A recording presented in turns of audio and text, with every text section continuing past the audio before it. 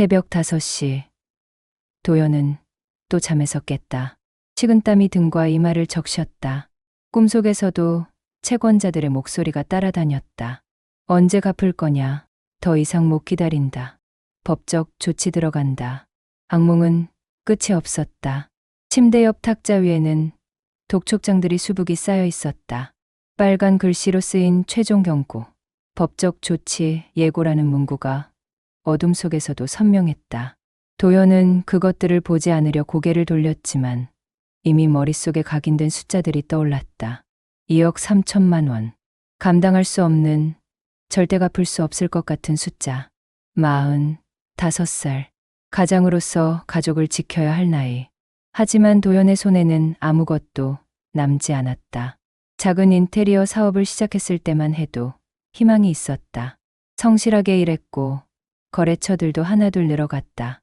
직원들도 고용하고 사무실도 얻었다. 그때는 정말 잘 될 것 같았다. 하지만 대형 건설사가 공사비 8천만 원을 떼먹으면서 모든 것이 무너졌다. 직원 월급을 주려고 은행에서 돈을 빌렸다. 자재비를 내려고 지인에게 손을 벌렸다. 다음 달이면 회수할 수 있을 거라 믿었다. 하지만 건설사는 부도가 났고 도연에게 돌아온 건 차가운 현실뿐이었다. 빚은 눈덩이처럼 불어났고 결국 사업은 문을 닫았다. 거실로 나온 도연은 텅 빈 냉장고를 바라봤다. 우유 한 팩, 김치통 하나, 그게 전부였다. 아내 수지는 이미 새벽 아르바이트를 나갔다. 새벽 4시에 일어나 편의점으로 향하는 그녀의 뒷모습이 눈에 밟혔다. 편의점, 식당 설거지, 전단지 돌리기, 청소 용역까지.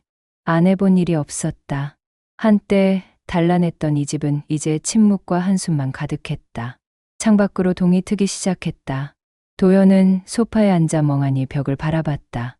거기 걸린 가족 사진이 보였다. 3년 전 지혜의 고등학교 입학식 날 찍은 사진. 모두가 웃고 있었다. 그때만 해도 행복했다. 아빠, 나 대학 안 갈래요. 알바해서 돈 벌게요. 고3인 딸 지혜가 밤늦게 돌아와 식탁에 앉아 던진 말이었다. 담담한 목소리였지만 그 안에는 체념이 묻어 있었다. 도연은 아무 대답도 하지 못했다. 미안함과 자괴감이 목구멍을 막았다. 딸의 꿈을 짓밟은 건 다름 아닌 자신이었다. 아침도 되기 전에 핸드폰이 울렸다. 모르는 번호였다. 도연은 알았다. 또 채권자였다. 손이 떨렸지만 받을 수밖에 없었다. 김도연 씨, 이번 주까지 300만 원 안 들어오면 더 이상 참지 않겠습니다. 알아서 하세요. 차가운 목소리였다. 전화를 끊자마자 또 다른 번호가 울렸다. 도연은 핸드폰을 던져버리고 싶었다. 하지만 그럴 수도 없었다. 언젠가는 받아야 했다. 벽에 걸린 십자가가 눈에 들어왔다. 결혼할 때 장모님이 선물한 것이었다. 하나님이 너희 가정을 지켜주실 거야 라고 말씀하셨던 그날이 떠올랐다. 하지만 언제부터인가 기도도 교회도 멀어졌다. 신앙은 사치였다. 살아남는 것만으로도 버거웠다. 하나님은 어디 계신가? 왜 이렇게 고통스러운가? 도연은 소파에 주저앉아 머리를 감싸쥐었다. 무너진 집, 무너진 가장, 무너진 꿈. 이 지옥에서 벗어날 길은 정말 없는 걸까? 절망만이 그를 짓눌렀다. 일주일이 지났지만 상황은 나아지지 않았다. 오히려 더 악화됐다. 도연은 새벽부터 밤까지 막노동 현장을 전전했다. 페인트 칠, 집 나르기, 청소, 철거 작업. 무엇이든 했다. 몸은 비틀거렸고 손에는 물집이 잡혔다. 하지만 하루 10만 원 남짓한 일당으로는 이자도 감당할 수 없었다. 채권자들은 매일같이 전화를 걸어왔다. 어떤 날은 하루에 10통이 넘는 독촉 전화를 받았다. 도연은 핸드폰을 무음으로 해놓고 다녔지만 진동이 울릴 때마다 가슴이 철렁 내려앉았다. 피할 수 없었다. 언젠가는 마주해야 했다. 그날 저녁 집 앞 골목에서 낯선 남자 2명이 도연을 기다리고 있었다. 어둠 속에서 담배 불빛이 보였다. 사채업자가 보낸 사람들이었다. 도연은 본능적으로 발걸음을 멈췄다. 하지만 도망칠 곳은 없었다. 검은 가죽 점퍼를 입은 남자가 담배 연기를 내뿜으며 천천히 다가왔다. 그의 눈빛은 차갑고 날카로웠다. 김도현 씨, 우리도 참을 만큼 참았어요. 이번 달 원금 500, 이자 200, 700 만들어 오세요. 일주일 드리겠습니다. 안 그러면 남자는 말을 흐렸지만 그 눈빛은 협박 그 이상이었다. 옆에 서 있던 다른 남자가 도연의 어깨를 툭 쳤다. 무겁고 위협적인 손길이었다. 도연의 등줄기로 식은땀이 흘렀다. 700만 원. 일주일 안에 어떻게 만든단 말인가. 집에 들어서자 아내 수진이 부엌에 서 있었다. 눈이 퉁퉁 부어 있었다. 또 울었던 모양이었다. 요즘 수진은 자주 울었다. 아무 말 없이 혼자서. 두 사람은 말없이 마주 섰다. 공기가 무겁고 답답했다. 더 이상 할 말이 없었다. 당신, 이게 뭐예요? 수진이 떨리는 손으로 내민 것은 금융회사 안내 전단지였다. 불법 대부업체 광고였다. 무직자 대출 가능, 당일 입금, 신용 무관. 빨간 글씨들이 눈에 띄었다. 도연의 주머니에서 나온 것이었다. 그게 아니야. 그냥 길에서 받은 거야. 거짓말. 당신 전화번호 적혀 있잖아요. 당신 설마 또 빚을 내려는 건 아니죠? 제발, 당신 정신 좀 차려요. 이게 끝이 어딘지 몰라요? 수진의 목소리가 떨렸다. 분노와 절망이 뒤섞인 목소리였다. 도연은 대꾸하지 못했다. 사실 그는 진지하게 고민하고 있었다. 빚으로 빚을 막는 것. 악순환인 줄 알면서도 그것밖에 방법이 없어 보였다. 당장 일주일 안에 700만 원을 만들어야 했다. 당신, 우리 이제 어떻게 되는 거예요? 지혜는 어떻게 하고? 수지는 더 이상 말을 잇지 못하고 주저앉아 울었다. 도연은 그런 아내를 바라만 볼 뿐 어떤 위로도 건넬 수 없었다. 무능한 남편, 무능한 아버지. 자신이 너무 한심했다. 그날 밤 12시 도연의 휴대폰에 문자가 왔다. 모르는 번호였다. 한탕 하실래요? 확실한 정보 있습니다. 1억 만들 수 있어요. 관심 있으면 연락 주세요. 도연의 손이 떨렸다. 불법인 걸 알았다. 범죄에 연루될 수도 있다는 것도 알았다. 하지만 너무 절박했다. 700만 원, 아니 2억 3천만 원. 이 빚에서 벗어날 수만 있다면. 손가락이 답장 버튼 위에서 한참 동안 머뭇거렸다. 창밖은 깊은 어둠이었다. 가로등 하나 없는 골목은 칠흑같이 어두웠다. 도연도 그 어둠 속으로 한 걸음씩 빠져들고 있었다. 그리고 그는 그걸 알면서도 멈출 수가 없었다. 일요일 아침이었다. 도연은 침대에 누워 천장을 바라보고 있었다. 밤새 잠을 이루지 못했다. 문자 속 유혹은 여전히 머릿속을 맴돌았다. 답장을 보낼까 말까. 손가락은 수십 번 핸드폰 화면 위를 맴돌았다. 그때 현관문이 조용히 열리는 소리가 들렸다. 수진이었다. 새벽 예배를 다녀온 모양이었다. 요즘 수진은 매일 새벽 기도회에 나갔다. 남편을 위해, 딸을 위해, 이 가정을 위해 기도했다. 도연은 그 사실을 알았지만 외면했다. 기도로 뭐가 달라지겠는가.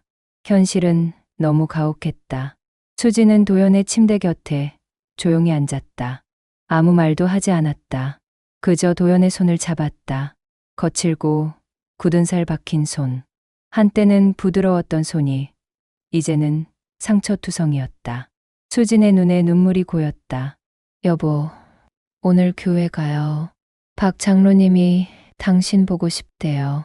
당신 보고 꼭 오라고 하셨어요. 도연은 고개를 저었다. 하나님 앞에 설 얼굴이 없었다. 이렇게 망가진 모습으로 교회에 갈 수 없었다. 부끄러웠다. 하지만 수지는 포기하지 않았다.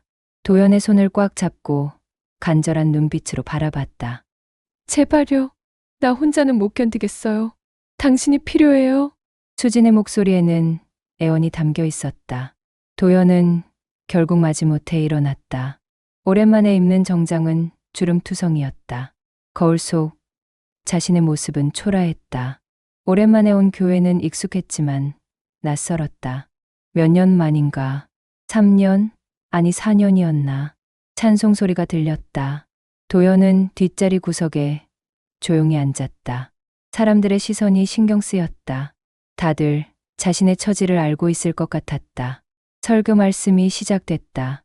광야의 시간, 시련 속의 믿음. 목사님의 말씀이 귀에 들어오지 않았다. 도연은 그저 시간이 빨리 지나가기만 바랐다. 하지만 한 문장이 귓가를 파고들었다. 더 이상 의지할 곳이 없을 때 하나님께서 일하십니다. 지옥 같은 상황일지라도 하나님을 바라보십시오. 도연은 고개를 들었다. 정말 그런가? 이 지옥 같은 순간에도 하나님이 함께 하시는가? 예배가 끝나고 사람들이 하나둘 빠져나갔다. 도연은 재빨리 나가려 했지만 장로 한 분이 다가왔다. 박 장로.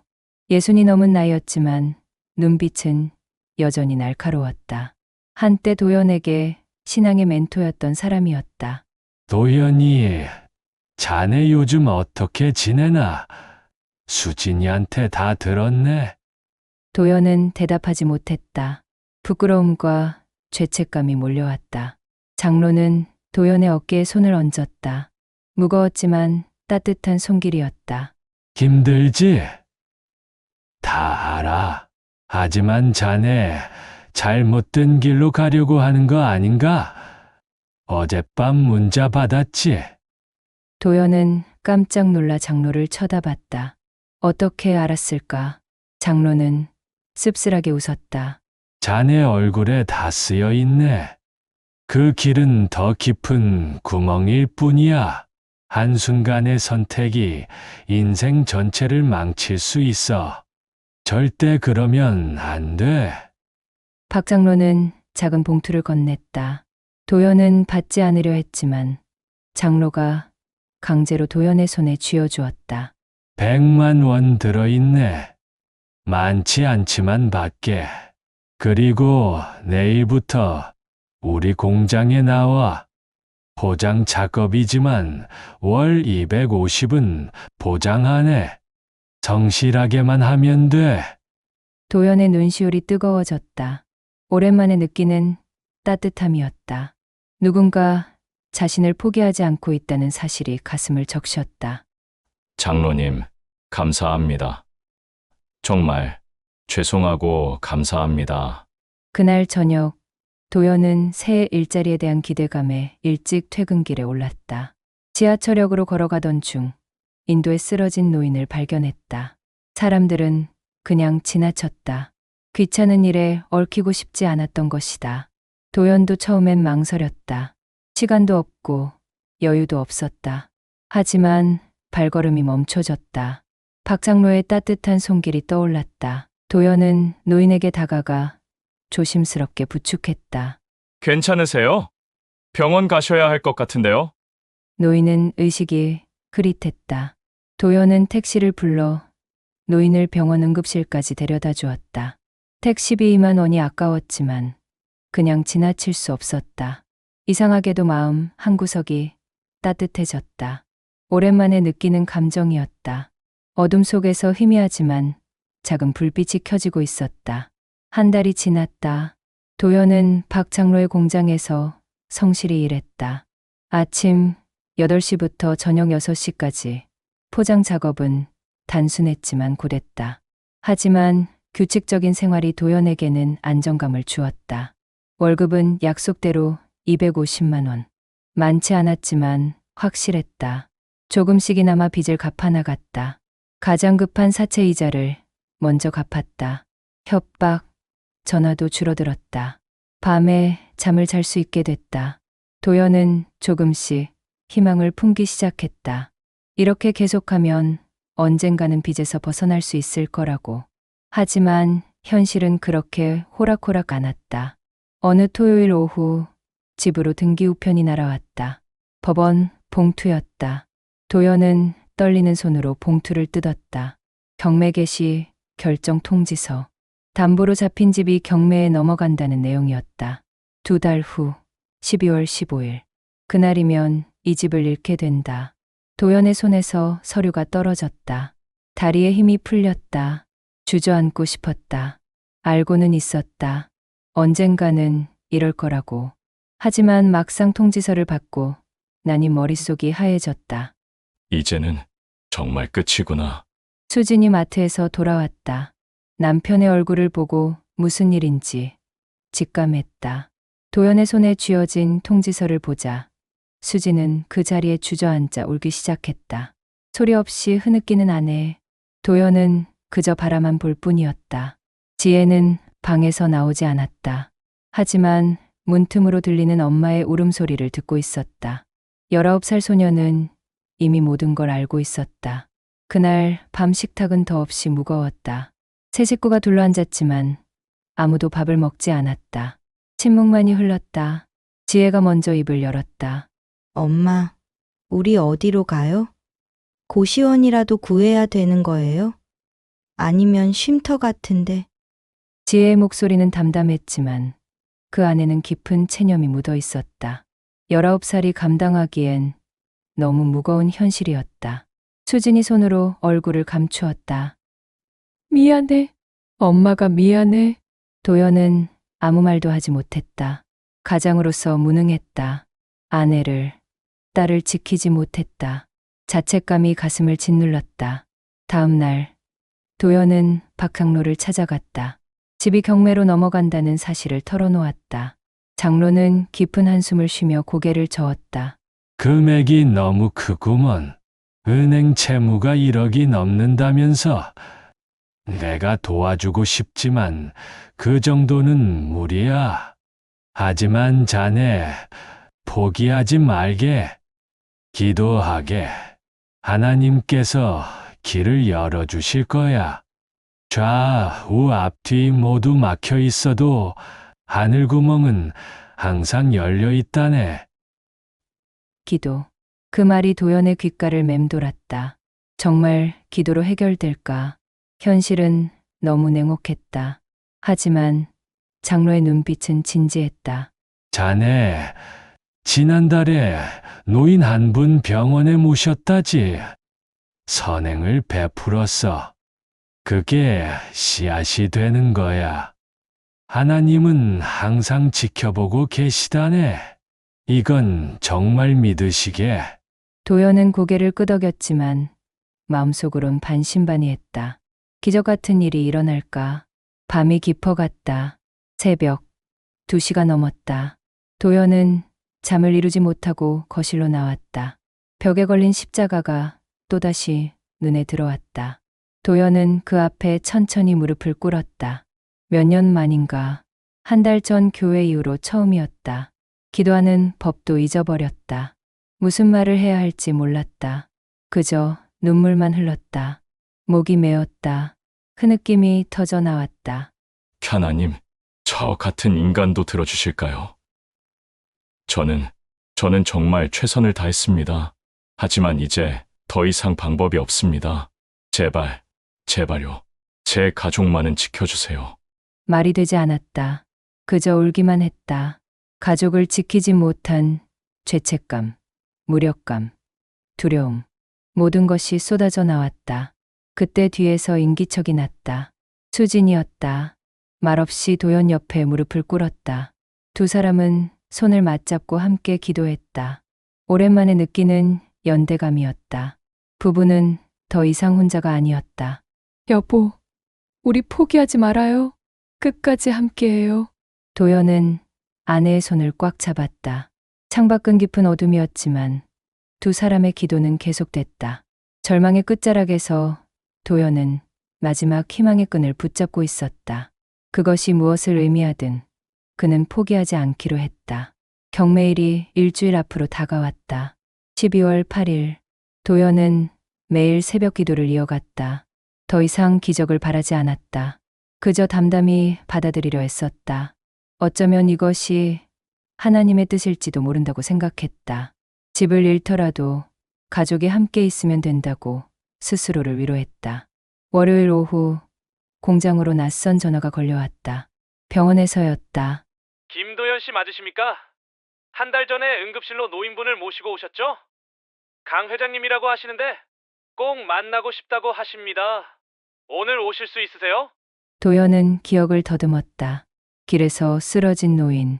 그분이 회장이라고? 도연은 퇴근 후 병원으로 향했다.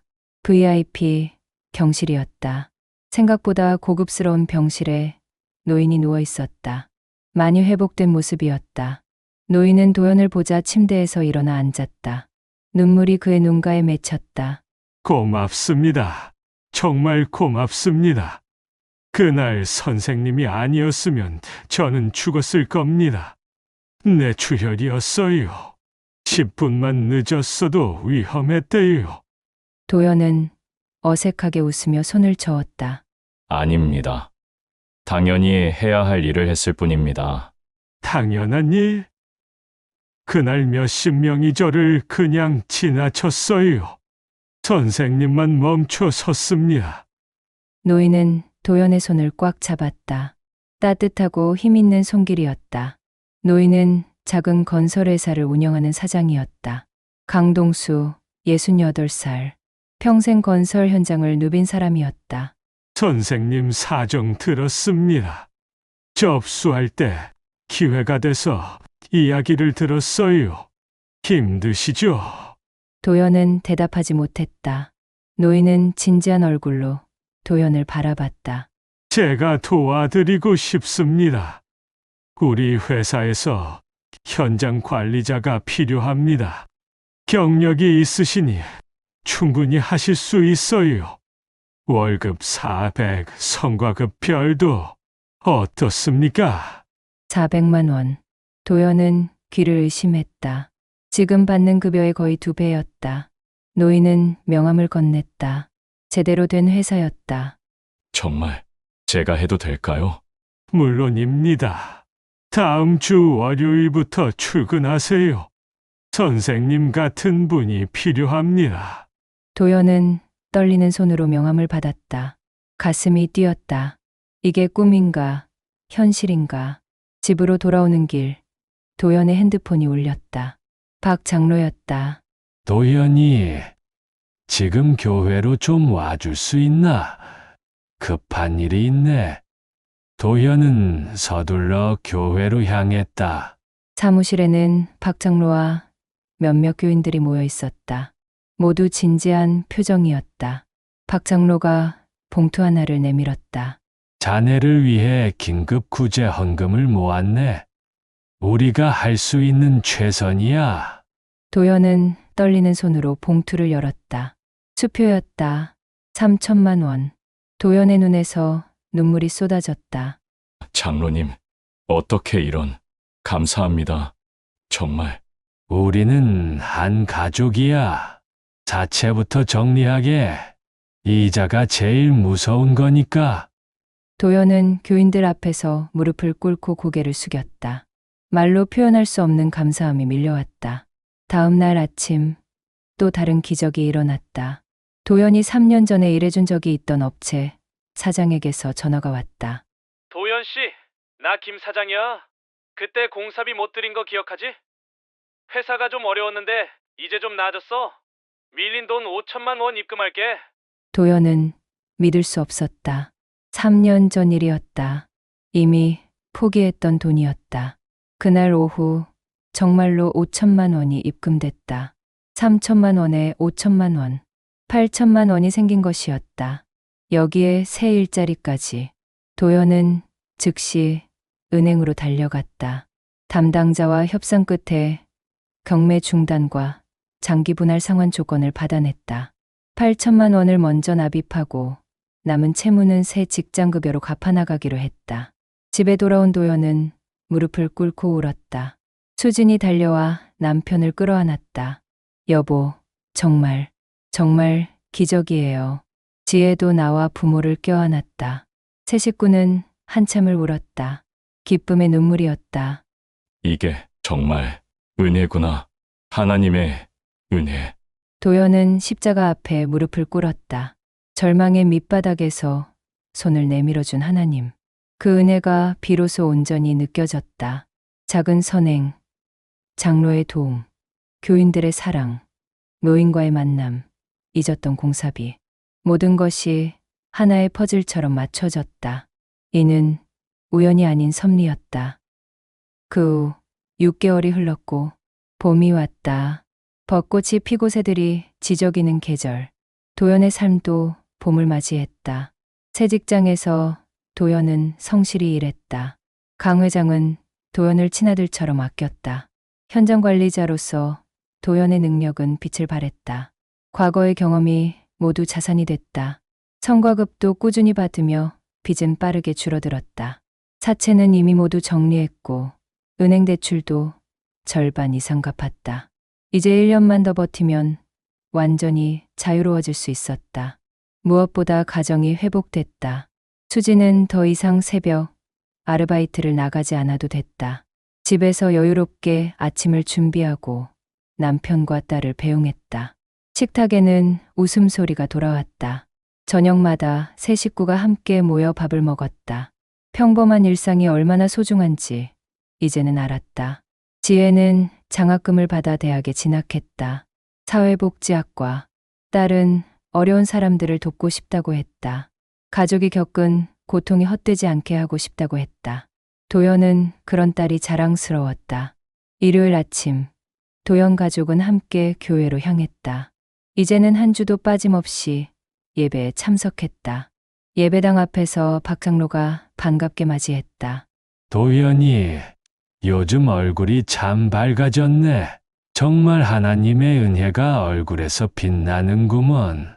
도연은 환하게 웃으며 고개를 숙였다. 장로의 말이 맞았다.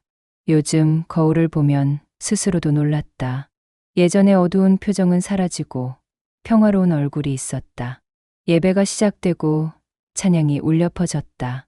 도연은 두 손을 모으고 눈을 감았다.